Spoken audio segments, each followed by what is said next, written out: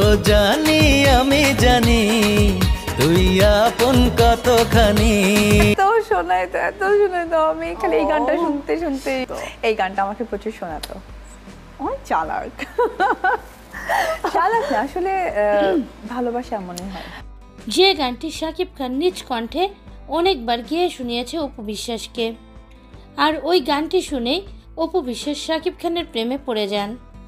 প্রিয় ভিউয়ার্স, বলিউডের কোন গানটা শুনে সুপারস্টারের প্রেমে পড়ে গিয়েছিল চিত্রনায়িকা অপু বিশ্বাস, তা জানতে ভিডিওটি না টেনে সম্পূর্ণ দেখতে থাকুন।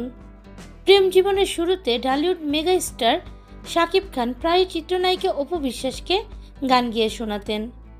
বলিউড সিনেমার যে গান অসংখ্যবার শুনেই শাকিবের প্রেমে পড়েছিলেন এই অভিনেত্রী। ঈদ আড্ডায় অংশ নিয়ে ব্যক্তিজীবন প্রসঙ্গে এমনই চমকপ্রদ নতুন তথ্য দিয়েছেন ঢালিউড সুপারস্টার কুইন খ্যাত নায়িকা অপু বিশ্বাস। বেসরকারি একটি টিভি চ্যানেলের একান্ত সাক্ষাৎকারে অপু বিশ্বাস বলেন, রূপালী পর্দার মতো ব্যক্তি জীবনেও শাকিব খান খুব রোমান্টিক। প্রেম জীবনের শুরুতে আমাকে সালমান খান অভিনীত কিউ কি সিনেমার একটি গান অসংখ্যবার শুনিয়েছেন। অপু বিশ্বাস আরও বলেন, শাকিব কিন্তু খুব ভালো গান গায়।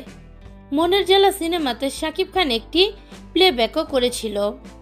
অপু বিশ্বাস একটু লজ্জা পেয়ে বলেন, বলিউড সিনেমার জনপ্রিয় গান কিউ কি ইতনা প্যার তুমকো করতে হে হাম, কিয়া জানোগে হামারি সনম, গানটা ও আমাকে এতবার শোনাতো যে ওই গান শুনতে শুনতে আমি ওর প্রেমে পড়ে যাই।